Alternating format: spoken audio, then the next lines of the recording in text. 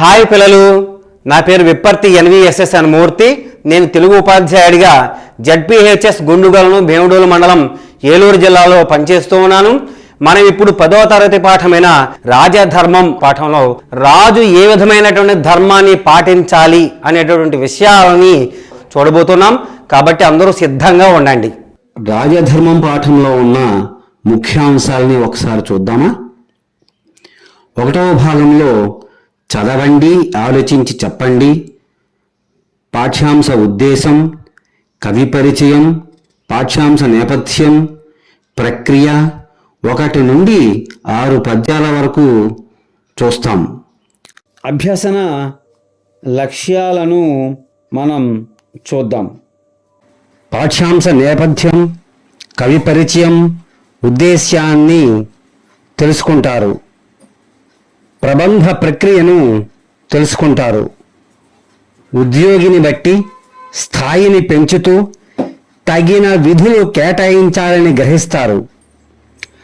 రాచరికానికి మంత్రి ఆవశ్యకతను గుర్తించి దక్షత కలిగిన వాణ్ణి మంత్రిగా ఎంచుకోవాలని చర్చిస్తారు.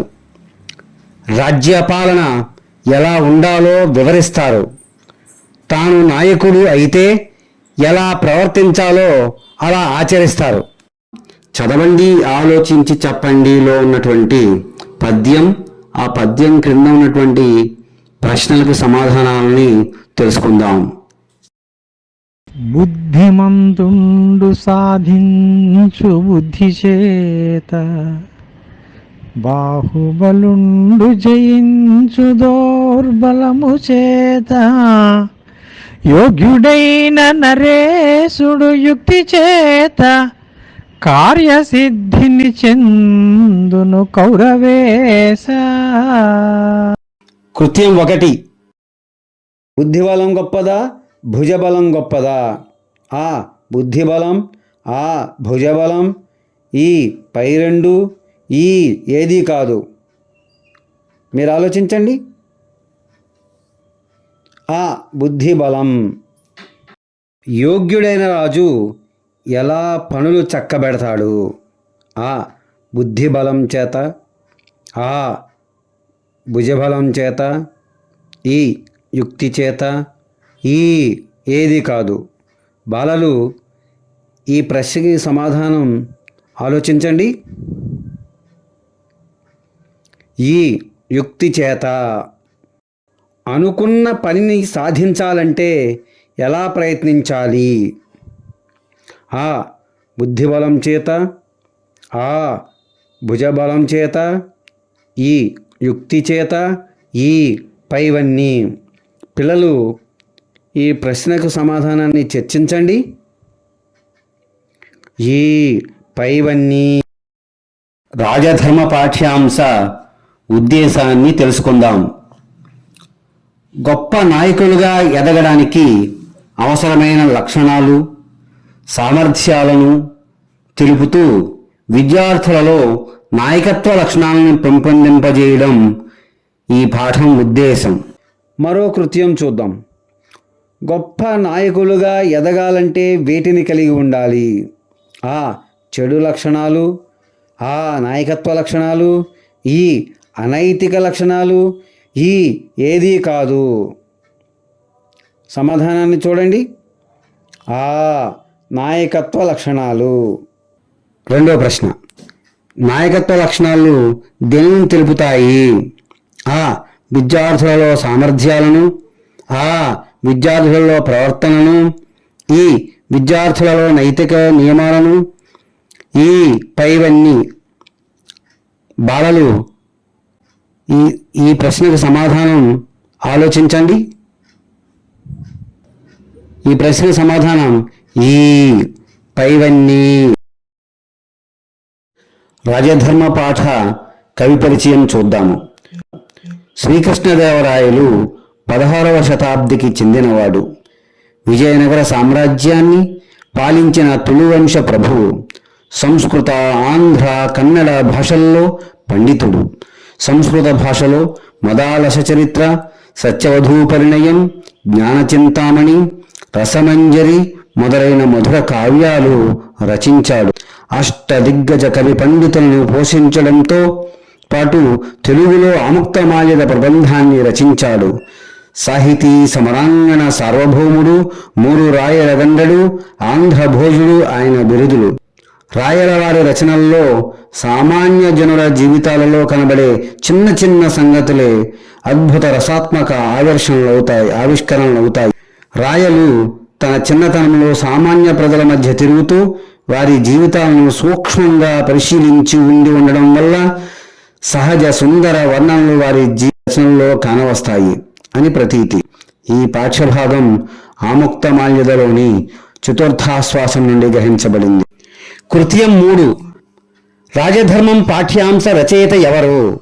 ఆ. శ్రీకృష్ణదేవరాయలు, ఆ. ఎర్రన, ఈ. నన్నయ, ఈ. తిక్కన. బాలలు ఈ ప్రశ్నకు జవాబు చర్చించండి.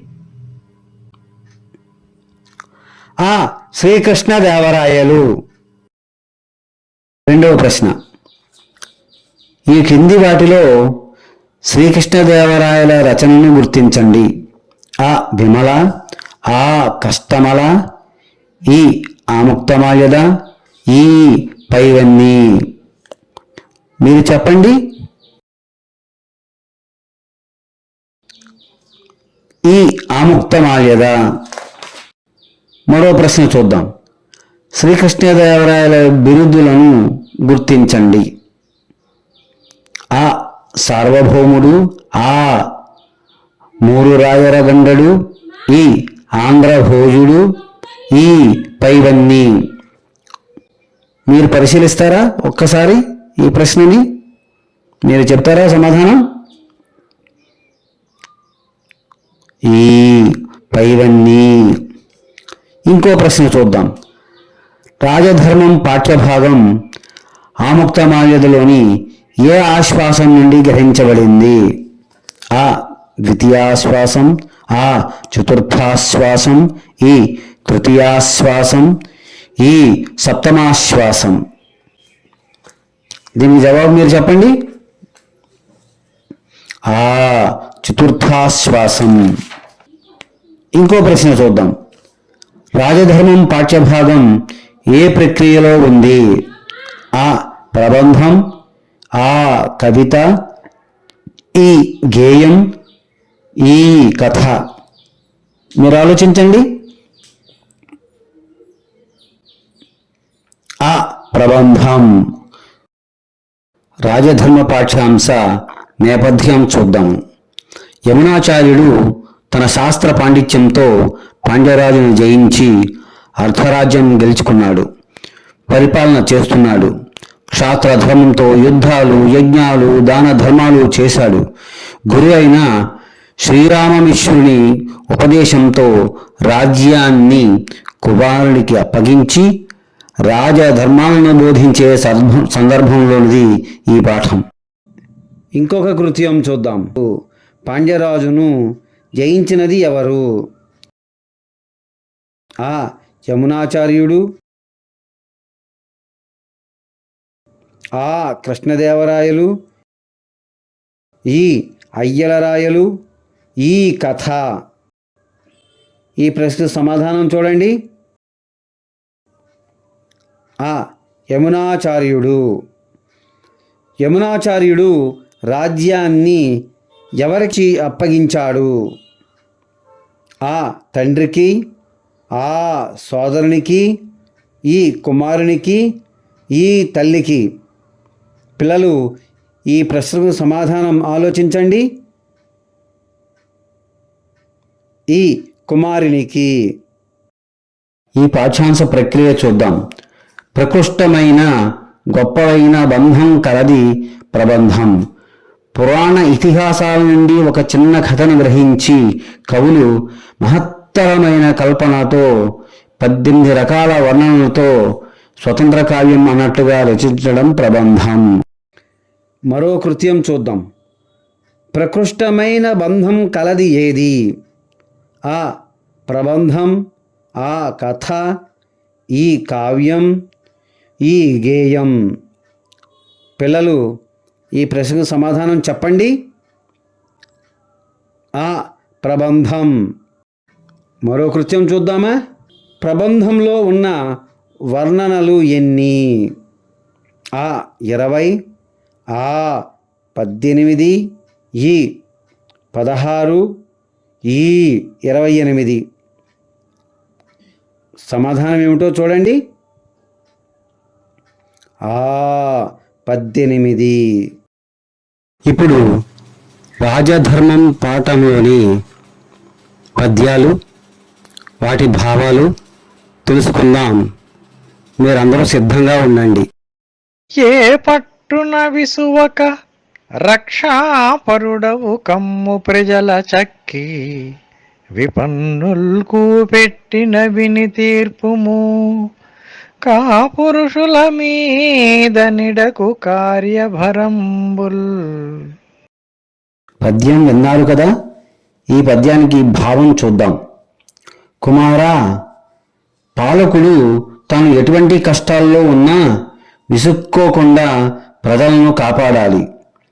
ఆపదలో ఉన్నవాళ్ళు తనను ఆశ్రయించి తమ బాధలు చెప్పుకున్నప్పుడు వాటిని శ్రద్ధగా విని వారి బాధ పోగొట్టాలి. ముఖ్యమైన కార్యక్రమాలను, బాధ్యతలను చెడ్డవాళ్లకు అప్పగించకూడదు అని ఈ పద్యానికి భావం. మొదలు బెనిచి పిదప కుదియింపనివ్వాడు తనదు తొంటిహీన దశ తలంపడవు అలుగు కానశీల మరయుచున్ క్రమవృద్ధి బెణచి వేళ వేళ పనులు కొనుము. పద్యాన్ని విన్నారు కదా? ఈ పద్యానికి భావాన్ని చూద్దాం. ఎంత మంచివాడినైనా ముందు గొప్ప స్థాయిలో ఉంచి తర్వాత అతని స్థాయిని తగ్గించకూడదు. గతంలోని తన తక్కువ స్థితిని గుర్తించడు. ఇప్పుడు తన స్థాయిని తగ్గించినందుకు పాలకుడిని ద్వేషిస్తాడు. కనుక అతని ప్రవర్తనను గమనిస్తూ క్రమంగా అతని స్థాయిని పెంచుతూ సమయానికి తగ్గట్లుగా పనులు చేయించుకోవాలి అని ఈ పద్యానికి భావం. నీతిం దానతలంచి చేయ పని కాని కాకపోని బలవ్రాతార్ధ్యాఢ్యత నిమ్మినుండ కొరుప్రోవన్ మంత్రియంజున్ గుణాతీతున్ గుమ్మడికాయ ఎంతయగు ముత్తెంబై మనం వేర్పనట్లే తానాతని చేతిలో బ్రతుకువాడే యౌజుమి మీదటన్. ఈ మూడవ పద్యం విన్నారు కదా? ఇప్పుడు ఈ పద్యానికి భావాన్ని చూద్దాం. రాజుకు తగిన మంత్రి అవసరం. తగిన మంత్రి దొరక్కపోతే రాజు తానే రాజనీతిని అనుసరించి పనులు చేసుకోవాలి. ఆ పనులైనా కాకపోయినా ధనబలాలు ఉంటాయి కనుక ఇబ్బంది ఉండదు. అలా కాకుండా గుణహీనుణ్ణి మంత్రిని చేస్తే అతడు రాజుకు లోబడి ఉండడు. పైగా రాజే అతనికి లోబడి ఉండాలి. అటువంటి మంత్రి గుమ్మడికాయంత ముత్యం లాంటివాడు కనుక అతడు ప్రమాదకరం. మంత్రి లేకుండానైనా రాజ్యం నడుస్తుంది, కానీ గుణహీనుణ్ణి మాత్రం మంత్రిని చేయకూడదు అని ఈ పద్యానికి భావం. వివరణ: గుమ్మడికాయంత ముత్యము అంటే ధరించడానికి వీలు కానంత పెద్ద ముత్యము.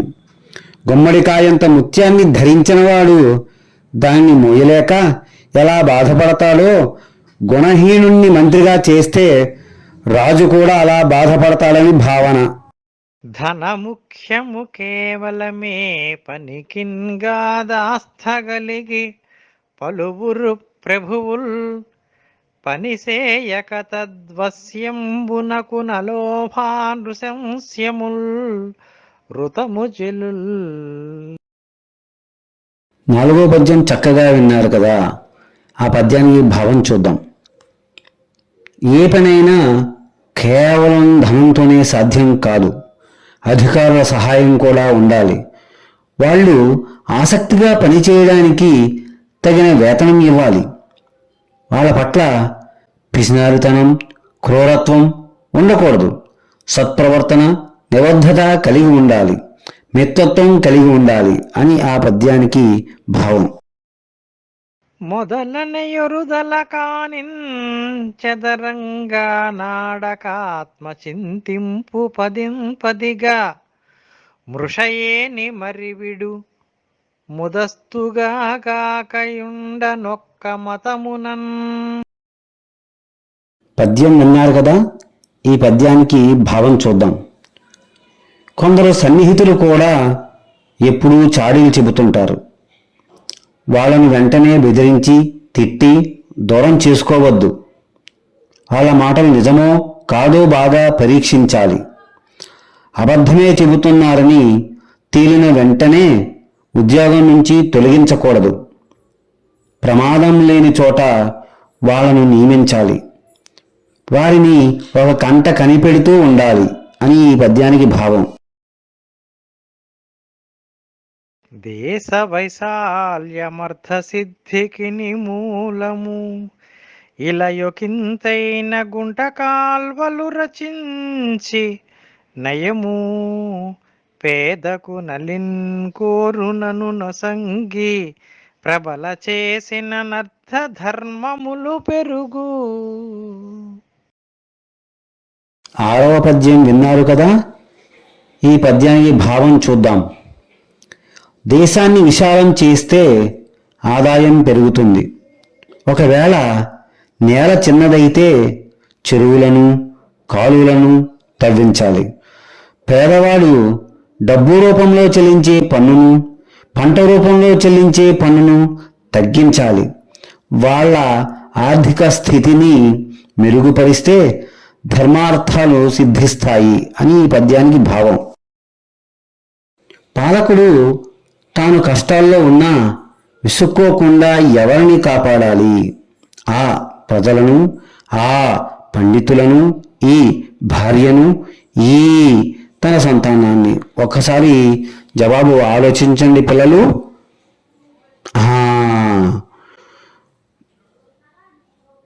ఆ ప్రజలను. దేనిని గమనిస్తూ స్థాయిని పెంచుతూ సమయానికి తగ్గట్లుగా పనులు చేయించుకోవాలి. ఆ ప్రేమను గమనిస్తూ, ఆ ప్రవర్తనను గమనిస్తూ, ఈ మంచిని గమనిస్తూ, ఈ చెడును గమనిస్తూ. పిల్లలు ఒక్కసారి ఈ జవాబు కోసం ఆలోచించండి. శభాష్. దీని జవాబు ఏమై ఉంటుంది? ప్రవర్తనను గమనిస్తూ.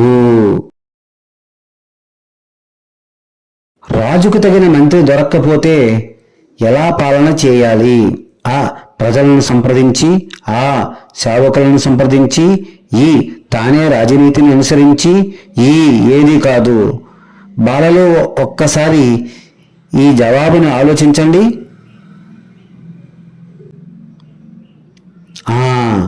తానే రాజనీతిని అనుసరించి. ఇప్పటి వరకు చెప్పుకున్న పాఠంలో ప్రధాన అంశాలు: గొప్ప నాయకులుగా ఎదగడానికి అవసరమైన లక్షణాలు, సామర్థ్యాలను తెలుపుతూ విద్యార్థులలో నాయకత్వ లక్షణాలు ఉండాలి అని ఈ పాఠ్యాంశ ఉద్దేశం నేర్చుకున్నాం. శ్రీకృష్ణదేవరాయల జీవిత విషయాలని తెలుసుకున్నాం.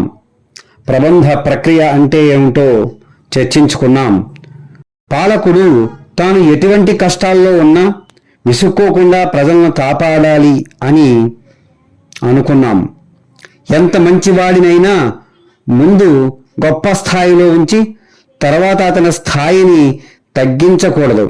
గతంలోని తన తక్కువ స్థితిని గుర్తించడు అనే విషయాన్ని ముచ్చటించుకున్నాం. ఏ పనైనా కేవలం ధనంతోనే సాధ్యం కాదు. పేదవాడు డబ్బు రూపంలో చెల్లించే పన్నును, పంట రూపంలో చెల్లించే పన్నును తగ్గించాలి అని తెలుసుకున్నాం. మూల్యాంకనం.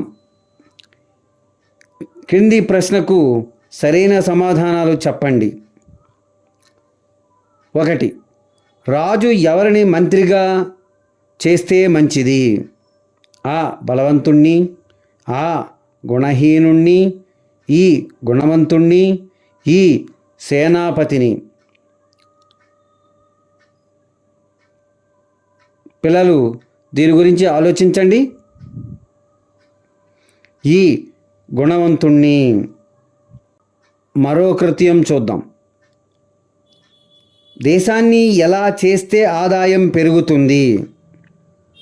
ఆ విభజిస్తే, ఆ కబలిస్తే, ఈ విశాలం చేస్తే, ఈ ఏది కాదు. పిల్లలు ఈ ప్రశ్నకి జవాబును ఎంచండి. ఈ విశాలం. మరో కృత్యం చూద్దాం. చాడీలు చెప్పేవారిని ఏం చేయాలి? ఆ తిట్టాలి, ఆ నిందించాలి, ఈ వాళ్ళ మాటలు నిజమో కాదో బాగా పరీక్షించాలి, ఈ ఏది కాదు. పిల్లలు ఈ బహుళైచ్ఛిక ప్రశ్నకు సమాధానం చూడండి. ఈ వాళ్ళ మాటలు నిజమో కాదో బాగా పరీక్షించాలి. మరో కృత్యం చూద్దాం. గుణహీనుణ్ణి మంత్రిగా చేస్తే ఎవరు బాధపడతాడని భావన? ఆ రాజు, ఆ ప్రజలు, ఈ సేవ, ఈ ఏది కాదు. పిల్లలు ఈ ప్రశ్నకు సమాధానాన్ని ఆలోచించండి. ఆ రాజు. ఇంటి పని. 1. రాజధర్మం పాఠం ఉద్దేశం రాయండి. 2. రాజధర్మం పాఠం ఏ ప్రక్రియకు చెందినదో తెలపండి. 3. శ్రీకృష్ణదేవరాయల గురించి రాయండి.